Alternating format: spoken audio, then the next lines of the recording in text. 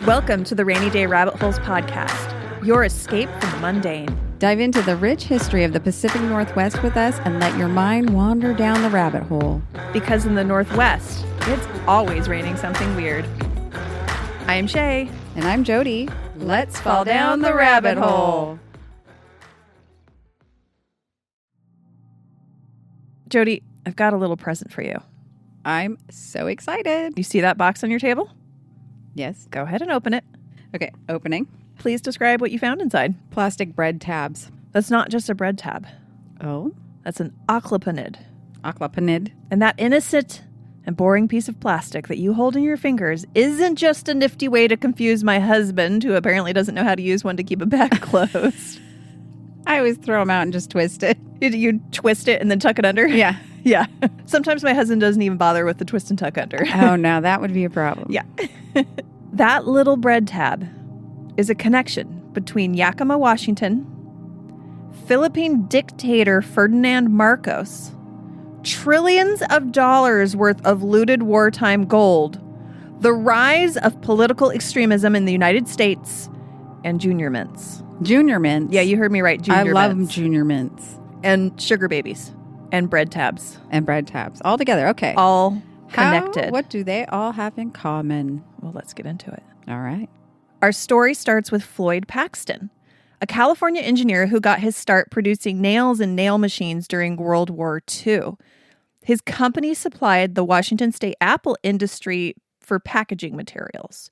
You remember they used to package apples in wooden crates. So the nails were for the crates. Right. Okay, got it.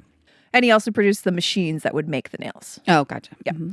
When his Apple distributors moved from boxes to bagging, they were frustrated with the wire and paper tape twist ties. We all know about those, which often broke, and they were irritating to use. They required a lot of dexterity. And so on one boring flight in 1952, Floyd was snacking on some peanuts, but wanted to keep the rest for later, but there was no way to close the bag.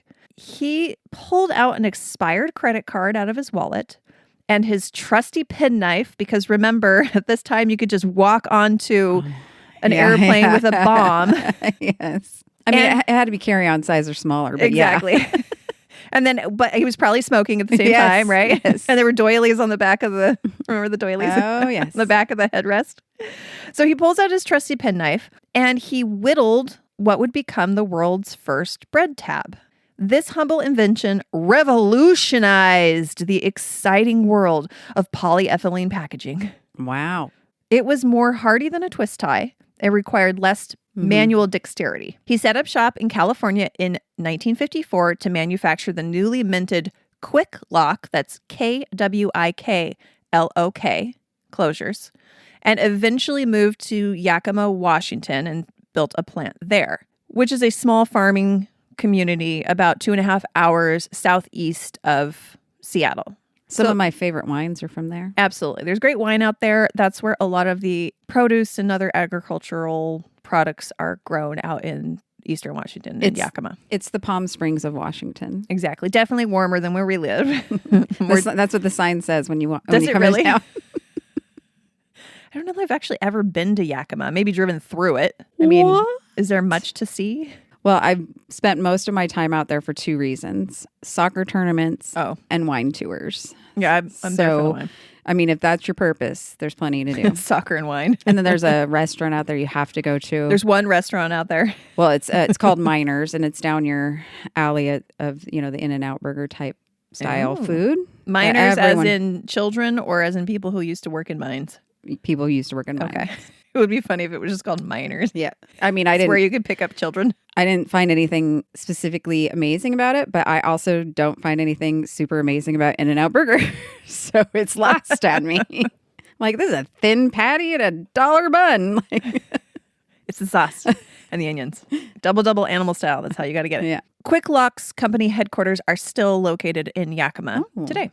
Wow. To this day, Kwik Lok manufactures almost all of the bread tabs used in the world, with plants in Japan, Canada, Australia, and Ireland. Are we bored yet? No.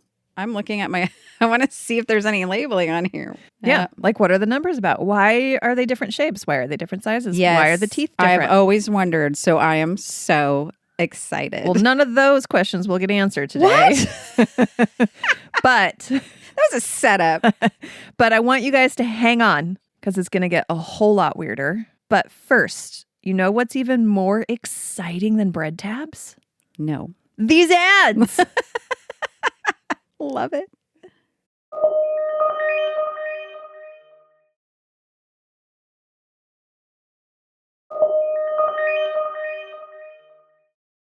Welcome back. Hey, if you want to listen to these episodes ad-free, you got to join our Patreon. Not only do you get ad-free episodes, but you get bonus episodes and more perks. Head to our website, rainydayrabbitholes.com to sign up. And also, you become smarter and more attractive and have our undying love and loyalty. Yes, it's quite the package deal. And you can also sign up to the wait list to marry Jody later on when Keith is no longer around. Hey, promising so many things. You're selling me. First, I am. In the last episode, you wanted pictures. Hey, sold pictures of my boobs. You at one point were willing to sell sexual favors from me for ratings and reviews. I'm still in.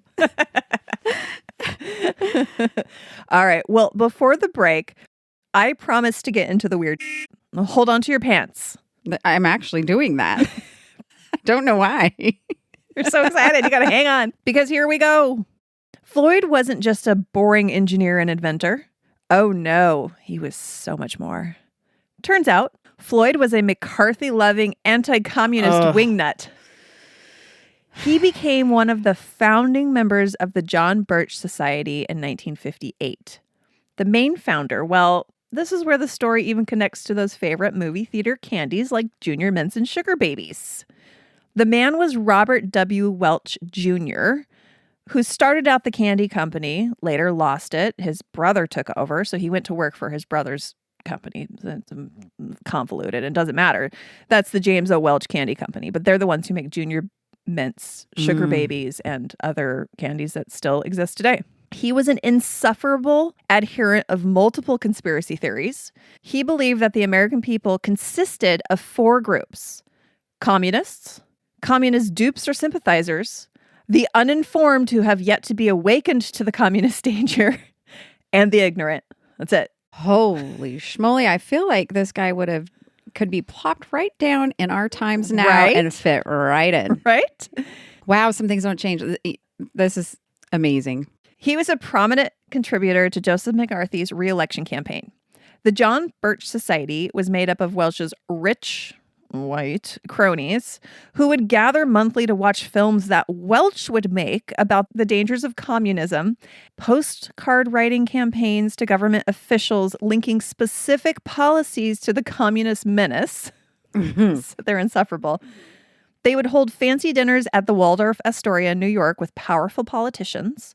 They had books, bookstores, radio shows, even summer camps for members' children. They also loved conspiracy theories. They sound like fun. Right. They sound like they're still around. You're just describing people that are still here. This is crazy. Yes, this is where the tie into the rise of extreme right-wing politics comes from. We haven't learned how to manage simmer settle. Yeah, like catch it early because we're out of control. Well, let's touch briefly on the John Birch Society, which I'm going to just abbreviate to JBS. The JBS is often attributed as shaping the current ultra-conservative alt-right faction that we are faced with today, with nuts like Marjorie Taylor Greene spewing weird conspiracy theories and now Christian nationalism. Beach blonde, butch body. Bad build. Beach blonde, butch body. So besides Marjorie Taylor Greene, major wingnut Taylor Greene, and Donald Trump going on and on about the deep state, which was a big thing with the John Birch Society, was the deep state. That makes sense. Still is, yeah. We want to go back to that era, so why not pull up their old tricks? And it has links even to the online cult QAnon. They were obsessed with communists. They thought that secret communist plots were behind everything and that communists were scheming to take over the country. Welch claimed that President Dwight D. Eisenhower was a, quote, dedicated, conscious agent of the communist conspiracy. He believed that the American government was colluding with the Soviets to form a one-world government. They wanted to ban sex education in schools, tried to insert so-called patriotic, anti-communist texts into libraries and classrooms. They opposed desegregation and the civil rights movement. They were deeply opposed to labor unions and wanted a free market that was unencumbered by government regulations. Any attempt at regulation was a communist plot to transform the U.S. into something resembling the Soviet Union. So what you're telling me is not one person in that faction of our current government has a single original frickin' thought. Right. This has been done before. Well, they opposed the U.S. being part of the United Nations. Yeah. They wanted to impose Christian morality on the culture at large. Is this ringing a bell? Oh my God, I had no idea. We are literally repeating. And the John Birch same Society still exists today. So With the same. So gross. Robert Welch had some pretty nifty conspiracy theories that he and the Birchers managed to spread. Birchers. So, yes, that's what we call the Birchers. We're gonna go over a couple of them. These are fun. He believed that fluoridated toothpaste and fluoridated water were a communist plot to achieve mind control, or at best, a plot to destroy American liberties. Yeah, strong, healthy teeth will do that. Yes. Now, I mean, I guess over fluoridation can have adverse health effects, but absolutely. Too much of anything, really. Right. He alleged that a radium tube had been placed inside of the stuffing of the Senate seat of Senator Robert Taft, which is what caused the cancer that eventually killed him. Mm-hmm. So Marjorie got reincarnated. She's just a Bircher. I wouldn't be surprised if she belonged to them and it just wasn't. Wow. Yeah.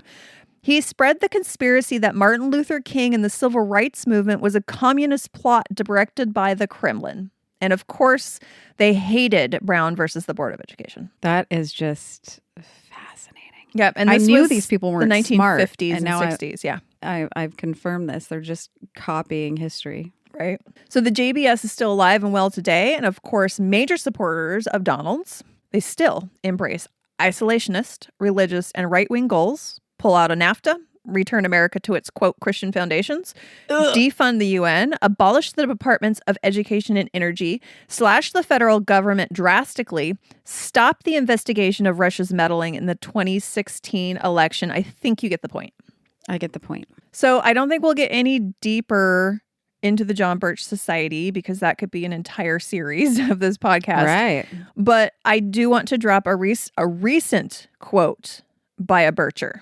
Don't be surprised if we learn soon that the fluoride in Chinese toothpaste is nuclear waste from North Korea. Absolutely. Wow, very detailed.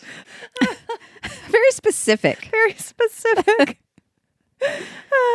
So the John Birch Society had deep ties to Washington State and were very active in Yakima County, where Kwik Lok was headquartered. Mm-hmm. In 1959, 10 months after their founding, they held a conference at the beautiful Olympic Hotel in Seattle, Washington, where they enlisted some of its first and most powerful members, including Yakima's Floyd Paxton, who contributed substantial financial support to the organization because he had all this like crazy bread tab money now. Bread tab millions, baby.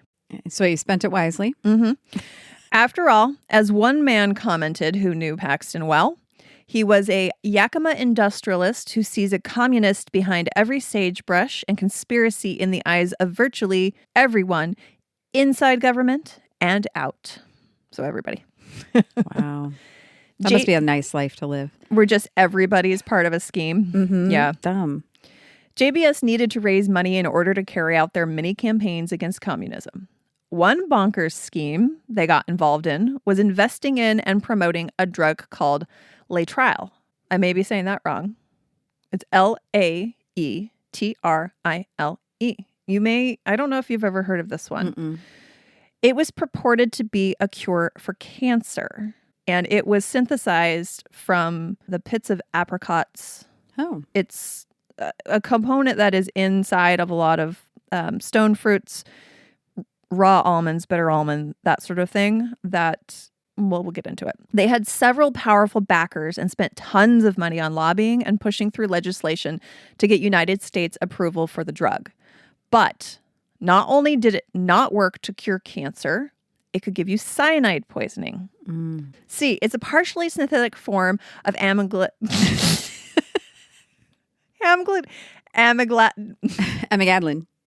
What she said. A plant substance commonly found in the pits of apricots and some other fruits and nuts. It has been used as an anti-cancer agent since the 1800s, but when the body processes it, it converts to cyanide. In some cases, cyanide can be actually converted into thiocyanate, identified as a possible cancer-causing substance. So not only does it not cure cancer and maybe give you cyanide poisoning, but then maybe also it can cause cancer. Probably a different one, though. Right, exactly. So maybe you had like lung cancer and then now you have, like prostate cancer or something like that. In one horrifying case, it caused one woman to develop a large hole in her chest that even plastic surgeons had trouble fixing. Not quite sure how that happened, but wow. Right. I was thinking eroding from the outside or the inside. I don't know. Yeah. I read a couple of papers by doctors that just labeled it quack medicine. Oh, yeah. But interest and hype was so substantial in the 1970s that 27 states actually legalized its use. But the FDA wasn't convinced that the drug worked, and doctors started to speak out against the drug. So since it wasn't federally legal, it was illegal to ship it across state lines. But people were still mortgaging their homes to seek treatment in Mexican clinics. So it was manufactured in Mexico, and then it would be brought into the United States, sometimes legally, but mostly illegally. John Birchers were, of course, pissed that it was being besmirched. According to the American Opinion, the right-wing rag that they published, trial therapists fear that the conspiratorial plan may now be for the U.S. government, the United Nations, and communist Russia suddenly to discover a new control for cancer, which would be Latrell under another name, so that the conspirators would get the credit. It would increase the difficulty of fighting the communists if they are credited with defeating cancer. This is actually like triggering for me. This is very reminiscent of COVID and no, like don't worry about it. I'm good. I'm just saying like I feel what I felt as people turned on us and wouldn't not value what we were saying. And so this is just like it is so far from beginning to now. Shocking to me. We're just repeating things, but it's making me feel better because we've already been through this and we survived and we got we were fine and we just got to get through it again. Go through waves of we're gonna conquer this too. Yep. Because when we fight, we win, and we're not going back. You can delete that if you want. Nope, keeping it. Well, the John Birchers should be pissed. They were involved in smuggling the drug from Mexico into the United States. So they were making lots of money. So of course they're going to be pissed when people are saying that Latrell or whatever the fuck this thing is, however it's pronounced. Several of the smugglers who were indicted for illegal smuggling of the drug were hardcore Birchers. And there is some evidence that Floyd Paxton, our bread tab buddy, that his private plane was used to smuggle the drug. So that's the link to him there. Yeah. It took years and many deaths before the FDA finally banned the drug in 1979. But people still would fly to Mexico to try to get treatment for this. Wow. I mean, when you're desperate. Right. And there probably wasn't a whole lot of treatments available. Right. And I was reading some articles that were just truly heartbreaking about it being given to children and children dying from it. But then people also, when states would try to block it being given to children, people were all up in arms like, are you saying you don't want children to be treated for cancer? No, we want them to be treated for cancer with proven methods. Grief. Floyd Paxton was happy to lend his bread tab fortune to help the cause of the John Birch Society. He was on the board of directors. He founded a right-wing newspaper. He ran for Congress and lost 4 times. While trying to set up an ultra right-wing political system in the United States. Like he wanted another party it was like the Tea Party of the 60s. He didn't have the right cult of personality to put in front is what happened. He had some weird connections, which I had to stop myself from diving into this too much because it's really not the whole story. The King of Kuwait invested $1 million into his business. Oh, what? Wait. Okay. After the former president of Chile was ousted, Floyd and his wife were invited to be guests of the Chilean government for some reason. While they didn't have a president, or that just happened to be the timing? I think it was by the new president. By the new president. Yeah. Got it. Okay. He also spent a lot of time trying to avoid paying taxes like rich people do by setting up elaborate family trusts. After his death, his estate was finally fined around $14 million in unpaid estate taxes. How does bread tab kingpin Floyd Paxton connect to looted wartime gold, as promised at the top of this episode? Well, we will dive into that, but first, let's check out these solid gold goods and services from our sponsors. All right. If you're a fan of tabletop role-playing games, especially those steeped in mystery and folklore, you're in for a treat. The Spirits and Monsters of Old Seattle podcast is an actual play series that brings the Vassin RPG to life, set against the moody backdrop of 1888 Seattle. Join Game Master Brian Kershaw and his team of supernatural investigators as they navigate the eerie world of Scandinavian folklore in the Pacific Northwest.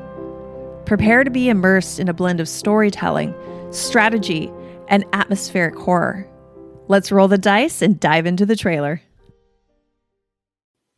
The year is 1888, and we find ourselves in the far-flung corner of the United States, called the Pacific Northwest, in the two small towns of Seattle and Ballard. Under rainy gray skies and among the giant old-growth pine forests, there are secrets hiding, invisible to most people, except for those with the second sight. Join us for a new actual play podcast called Spirits and Monsters of Old Seattle. My name is Brian Kershaw, and I'll be your host and game master for this trip into a supernatural Seattle, where my friends and I will be playing a role-playing game called Vassin. Our show is a mixture of comedy and horror, and we would love for you to join us. You can find episodes at spiritsandmonsters.com, or follow and subscribe for new episodes every other Wednesday on iTunes, Spotify, or wherever you like to listen to podcasts. We can't wait for you to join us.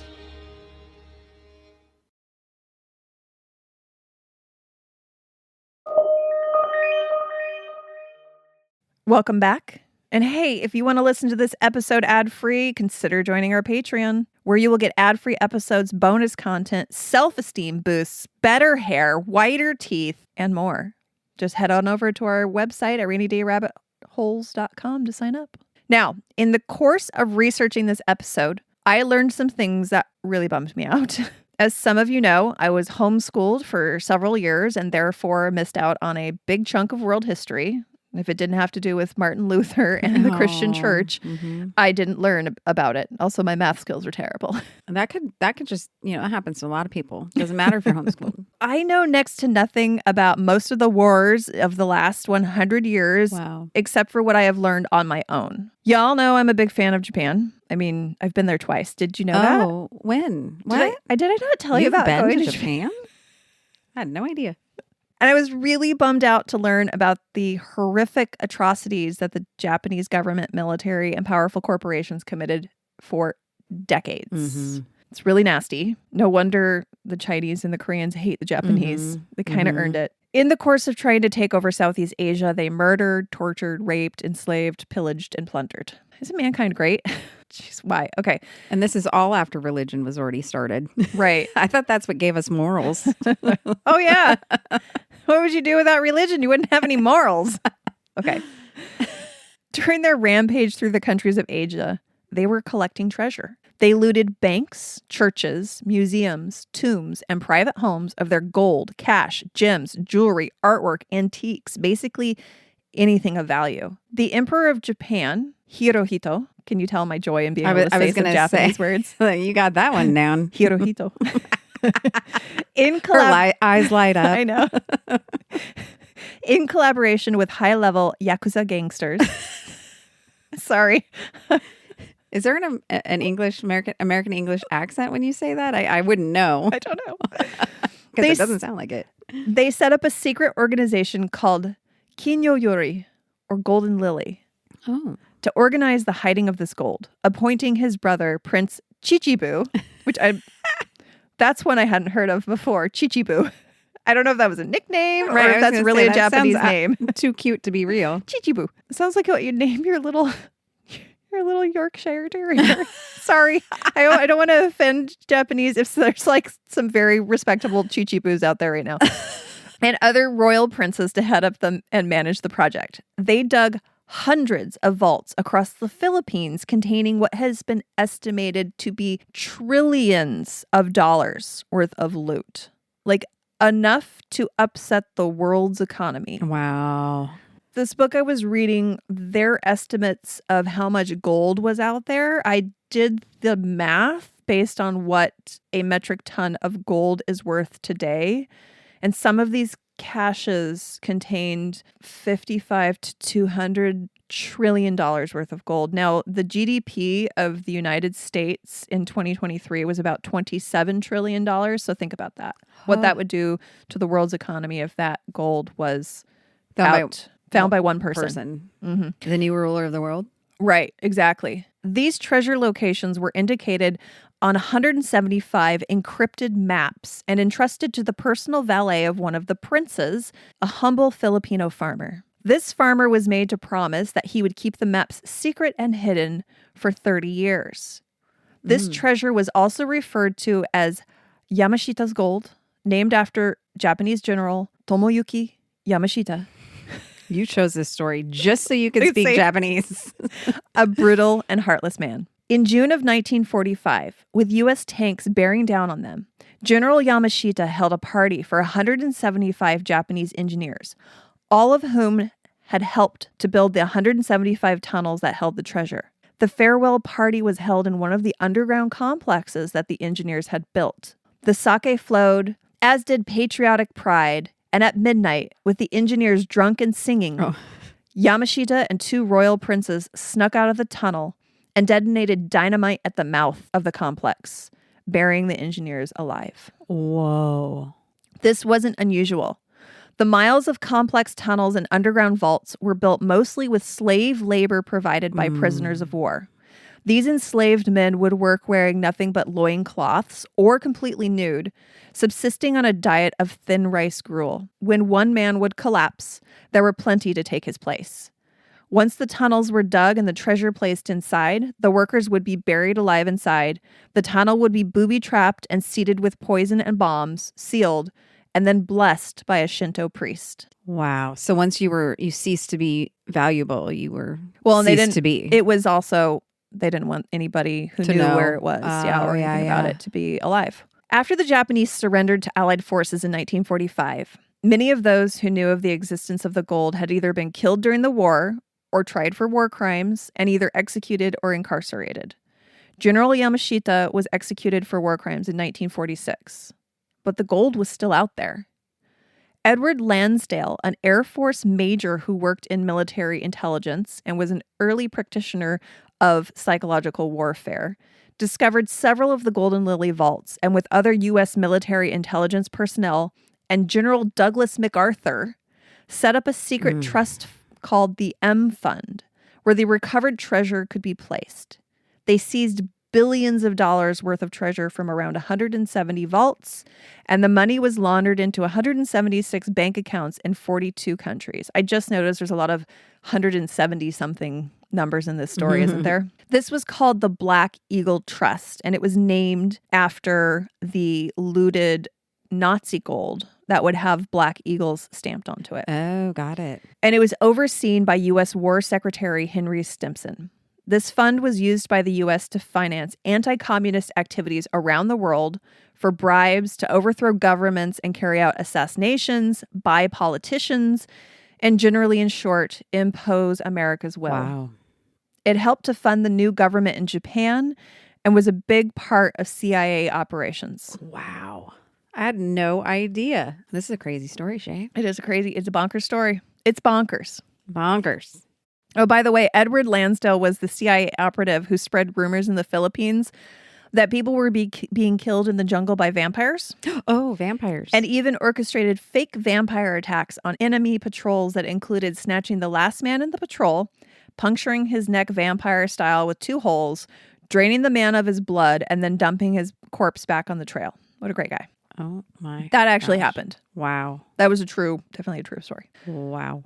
So this is all according to the book Gold Warriors, America's Secret Recovery of Yamashita's Gold by Sterling and Peggy Seagrave. And according to them, this was all orchestrated by President Harry Truman, and every subsequent president kept the secret operation going, including Bill Clinton and even George Bush Jr. But of course, the U.S. had to keep this secret. The Seagraves claim that the U.S. helped to cover up much of the war crimes committed by the Japanese and conspired to make sure that Japan was mostly not held accountable. They couldn't have it get out that they were running clandestine operations funded with stolen blood money. The CIA joined the hunt for undiscovered loot as well, and this is where we bring in the next key player of our story. Ferdinand Marcos, president of the Philippines. Marcos was obsessed with finding the treasure, and the CIA was happy to help. She needed more shoes. Right? He used CIA aircraft, U.S. Air Force planes, and U.S. naval ships to move the treasure he found. He was helped out by the CIA's global network of banks to help hide the money in offshore accounts. Marcos would enlist the aid of treasure hunters throughout the world, often promising them riches and then either simply jailing them, ripping them off and paying them nothing, or beaten, tortured, or outright killed. He was a really great guy. Sounds like somebody you want to hang out with. Oh, he also employed psychics to help him locate treasure. Oh, good grief. Well, I mean, use all avenues. Exactly. Leave nothing unturned. In this way, Marcos supposedly recovered billions in gold and treasure, but he had a problem. He needed a way to launder the gold so that it could be sold. There are certain standards in the world gold market that must be maintained. Gold bars must be stamped, usually with a serial number, often with a mark indicating weight and purity. It must have a certificate that indicates the supply chain and origin of the gold. It will be tested for purity often as well. Gold also has certain impurities that act as a fingerprint, which can help prove its origin. As all of the treasure was stolen, it could not be simply sold to the large gold banks of the world. So he enlisted the help of the Americans again. First, he hired Olaf Johnson, a Chicago-based psychic who had become famous after collaborating with astronaut Edgar Mitchell on a space telepathy experiment. True story. Without NASA's knowledge, Mitchell would try to telepathically transmit images of playing cards to Olaf while en route to the moon. Oh. Any success? No? He actually was like weirdly successful, but, but not like he did better than average. Right. Better than luck. Right. He was put in contact with Nevadan metallurgist and smelter owner Robert Curtis. At first, Curtis was reluctant, but after being offered $5 billion, he changed his mind, like you would.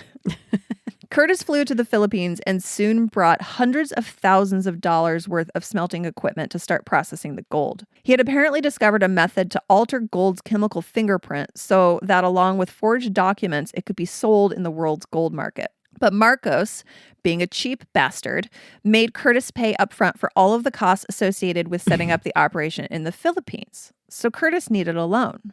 Guess who was happy to pony up money to help out the CIA in their anti-communist efforts?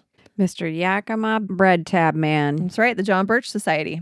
With the help of Floyd Paxton and the JBS, Curtis managed to get a loan from JBS of $375,000 to fund his treasure hunting exploits. According to the Seagraves book, Floyd and his son Jerry were the money men who set up the loan for Curtis. This was all to be done through a shell called the Leber Company, and that's rebel spelled backwards. Oh. Just to be cute. Yeah.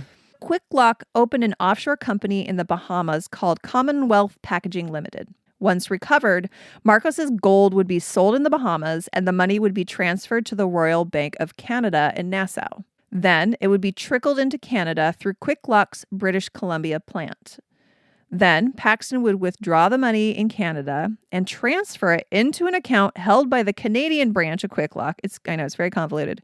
Then Paxton would smuggle the money across the border into the U.S. Wow. But before any of this could go down, Paxton dies of a heart attack. Oh, wow. Curtis was, of course, betrayed by Marcos, and then John Birch Society sued him for repayment of the loan. Curtis lost everything and ended up as a manager of a Chevy dealership in Nevada. Oh. Marcos He was so close. I know, he was so close So to close. billions of dollars. Marcos was eventually overthrown and then exiled to Hawaii. But the new Filipino government didn't abandon the hunt. They brought Robert Curtis back in and started digging around under important national sites, which off the people. Mm-hmm. And so they were eventually forced back out of the country.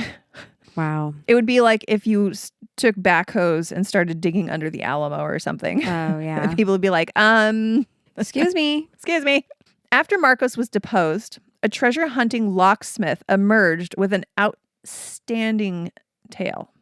Ragielo Roja claimed that he broke into an underground tunnel system after 7 months of digging. Inside, they discovered a skeleton in a Japanese army uniform, a hidden vault stacked high with boxes of gold bars, and a solid gold Buddha statue that had a screw-on head that was packed full of diamonds. So he wasn't really a Buddha. It's not what he was there for. Right. The Buddha weighed over 1 ton, and it took 10 men to move it to the safest place he could think of, the back closet of his house. Okay, it's better than a bathroom. President Marcos's goons soon showed up, stole the Buddha, the gold, and even his kid's piggy bank. Good grief. When Rojas complained to the local magistrate, he was shown a brass statue that was not his gold Buddha. He was allegedly then beaten, tortured, and thrown in prison. It wasn't until after Marcos was removed from power in 1986 that he came forward with this story. He sold his claim to the treasure to an Atlanta businessman who set up the Golden Buddha Corporation, and then sued Ferdinand Marcos and his wife Imelda for wrongful imprisonment and the theft of Yamashita's gold. As the Marcos family still held billions stashed in Swiss bank accounts and other assets, they figured it was worth a try. Amazingly, swarms of treasure hunters, including Olaf Johnson and Robert Curtis, came forth to testify that Marcos had stolen the treasure. In 1996, the Hawaiian courts awarded the Rojas estate $22 billion in compensation, which is described as the world's largest verdict. Wow. Ever. It has to be. That's huge. But since the Marcos billions were hidden in overseas bank accounts, it was never collected on. Mm-hmm. The gold bug struck countless treasure hunters over the decades. One Northern Irish dentist named Colin Howell was tricked by Filipino crooks into investing $500,000 in a search for the gold. It later turns out that in order to come up with the money, he murdered his wife for the life insurance policy. Oh, good grief. This greed in this story is insane. The allure of Yamashita's gold has even affected people that you and I know. Steve Edmondson, a filmmaker and friend of our show, got involved in the late 1980s. Shut up. His law firm had a casual investors club where young lawyers would contribute $20 a month for fun, high-risk investments. One of these investments supported, right? That's this one. Just wild and crazy things, right? One of these investments supported a treasure hunter who claimed to have a map to Yamashita's treasure. This happened when many treasure hunters were exploring the Philippines after Marcos left power, because under Marcos, all found treasure would belong to the government, so you couldn't keep any of it. So while Steve's group never made any money from this venture, he did use the experience as inspiration for part of a screenplay. Oh. So this is a crazy story, right? Yeah. Well, unfortunately, I'm going to ruin it for you. Oh, because it's not real? Most of the story about looted wartime gold buried by the Japanese is probably completely untrue. Turns out that no matter what legend says, not one speck of gold has ever been found, or any other corroborating evidence for that matter. Any evidence that it ever existed? Yeah, nothing that can verify this story. There is no evidence of Operation Golden Lily, the Black Eagle Trust Fund, or tunnels filled with gold. I wonder how many people stopped before they got to this point. Stopped at what? In our episode. Oh. and are just like taking that to the bank. They're now looking into their 401k to see if it's worth pulling it out. They're booking flights to the Philippines and buying a shovel. That'll teach them for ditching out early. You need to hear the end of the story. Listen to the end. Most of the more nefarious details of the story, like the United States involvement, Marcos' use of CIA assets, etc., comes from the book Gold Warriors, America's Secret Recovery of Yamashita's Gold. The book begins with a foreword that alleges that the authors had to go into hiding for months after the publication of the book because kill squads were being sent out after them. So I listened to 75% of this book before my audiobook hours on Spotify ran out. But at that point, I was like, this can't be true. I was in it at first. I was like, wow, how could I have never heard about this? Right. That's what I've been thinking the whole time. So the authors... I wasn't homeschooled, although I didn't really pay attention in school. So you might as well have been. Yeah. The authors, Sterling and Peggy Seagrave, may have been taking some serious liberties with history. Although born in America, Sterling grew up in China and was indoctrinated with anti-Japanese sentiment for most of his childhood. Now, this is definitely reflected in the book. While I was listening, I was like, man, these writers hate the Japanese, hate and despise them. And I was like, I know they did a lot of atrocities, but this is like venomous hate that he's pouring through. He paints a picture of the Japanese being heartless, brutal, and scheming even to this day. And through his journalism career, he fell into multiple conspiracy theories and helped to spread them. He and his wife Peggy were both prominent figures in JFK assassination theories. Both of their books around the Japanese war gold story are full of suspicions of all things Western and Japanese and portray the Japanese and CIA as wicked villains. Wow. Later in his life, he took to the internet, like you do, spreading stories that the CIA was snuffing people out with exotic spy weapons.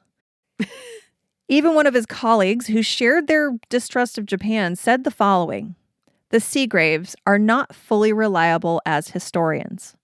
They have a tendency to overreach, exaggerating the roles of Japanese gangsters and ex-military American bit players when the bankers, politicians, and CIA operatives are scary enough.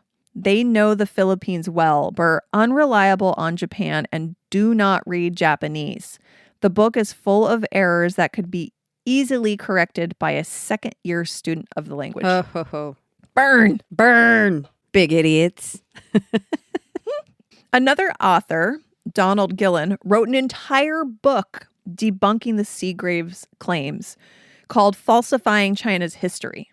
In it, he wrote, "The book is so biased, so unreliable, so riddled with errors, and so utterly lacking in historical perspective that much of it could be classified as fiction rather than as a work of history." So, yeah. So a book of lies. Right. So most reliable historians agree that the legend of Yamashita's gold is just that, a legend. While the Japanese did seize valuables, they needed the money to pay for the war effort. So why would they bury it in the Philippines, where it was likely that it would soon fall into American hands? No gold has ever been found verifying the legend of Golden Lily. And there is no evidence that the Black Eagle Trust Fund ever existed.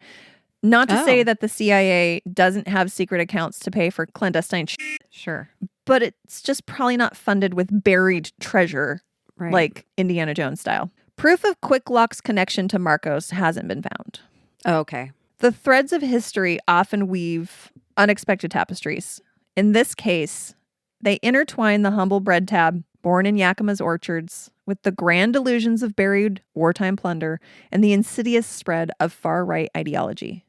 In the end, this story serves as a cautionary tale, a reminder that the pursuit of imaginary fortunes, whether in gold or ideology, can lead us far from the simple truth.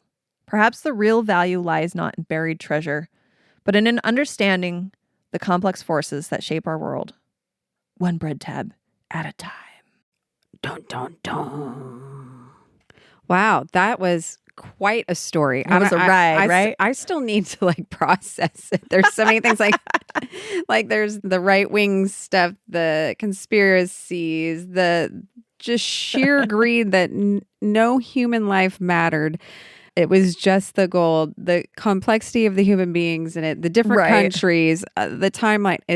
It's a lot. So the John Birch Society is true. That was all true. That was all from my research of their history and what other people have said about them, like actual important. So that part, that's true. The legend of the Yamashita's gold is a legend. Now, a lot of the wilder claims that were in this story were taken directly from that book. And at this point, I think that book has been completely debunked as fiction. Now, Yamashita's gold is a legend out there, and it has not stopped thousands of treasure hunters from heading out to the Philippines and digging. And people still do it today. But most of the experts agree that there's no wartime gold. If there was, it has already been looted by Marcos. It's possible that Marcos, I mean, he was president of the Philippines. He could do whatever he wanted. And he did multiple times. Yeah. And he did believe in the gold. And there is evidence that he was pursuing that. So, but if it's been found, he looted it and already spent it. Or if the CIA or the American government somehow got their hands on it, it's already spent. In that book, too, they were claiming amounts of gold that, when I looked into it, far surpassed what experts believe is the amount of gold that actually has ever been mined ever in the history of the world. Okay, got it. So that right there is... Right. I mean, he was just throwing out these numbers that were like, if this was out there, and also the numbers that he was throwing out of what he thought that Marcos had gotten a hold of were in the hundreds of trillions of dollars. Like, come on. If he had his hands on that money, he would not have been exiled to Hawaii. That's what I was going to say. He would have overthrown the government and come back into power. Right. He would have overthrown a few governments. I mean, with that type of money, you could pay for whatever you wanted for, right? Right. Well, as you can hear just in this story, and probably know throughout life, money changes how people operate. Absolutely. And at that level and that amount of money, he could change how other people operate. Exactly. Well, and then also in this book, they claim that the United States was hand in hand with Japan in recovering some of the gold and hiding their war crimes, and that Japan really wasn't broke at the end of the war, and that America helped to set up that facade that they were broke. And there's just no proof of that. They were broke. There's no evidence that Japan has billions upon trillions of dollars worth of gold sitting somewhere. Have they that they're using. Checked Imelda's closet? Have they really scanned her shoes? Make sure they're not gold. Her shoes were left. Yeah. And then I think that most of them were destroyed. Yeah. I'm going to be doing, speaking of our Patreon, I am going to be doing a bonus episode on Imelda Marcos and her shoes and she was a monster too. Oh, yes. And I remember. And her mother. Right. What year were they exiled? What did I say? 86. Yeah, I was going to say I was in high school when this all went down. Yeah, I think most people of our age, most Gen Xers, will remember just Imelda Marcos' shoes if they don't remember Ferdinand Marcos as being a terrible dictator like me. Well, the first thought is the shoes, and then I remember the other part. Right, the terrible dictator part. Yeah. So the John Birch Society obviously has shaped the crazy alt-right that we see I'm today. Interested in looking into that. That is stunning because I'd never heard of it, I don't think. And the fact that it's still here today makes a whole lot of sense because the narrative, the rhetoric is very similar, if not the same. No new ideas. No new ideas. That is shocking to me. So anyways, that's the link between bread tabs and gold and John right-wing conservatism. Well, my mind is blown. So next time you guys pull a bread tab off of a loaf of bread. Yeah, I'll never do it the same again. You're going to look at that little innocent looking thing with a newfound appreciation. Thank you for that story. It was great. All right, guys. Well, please go to rainydayrabbitholes.com to find more episodes. You can find links to all of our social media sites. Please reach out. You can find us on Threads, Facebook. And again, you might have noticed that we now have ads in our episodes. That's because we just joined the Spreaker Prime network, which we're very excited about. I know the ads can be annoying, but they help to pay our ongoing costs, which a lot of people don't realize that podcasting costs money. Yep. But again, if you don't want to hear those ads, go to Patreon and sign up for not only ad-free episodes, but for bonus content. Yeah, it's fun stuff. Yep. All right, guys. Well, thank you so much. We will see you next time and See you down the rabbit hole.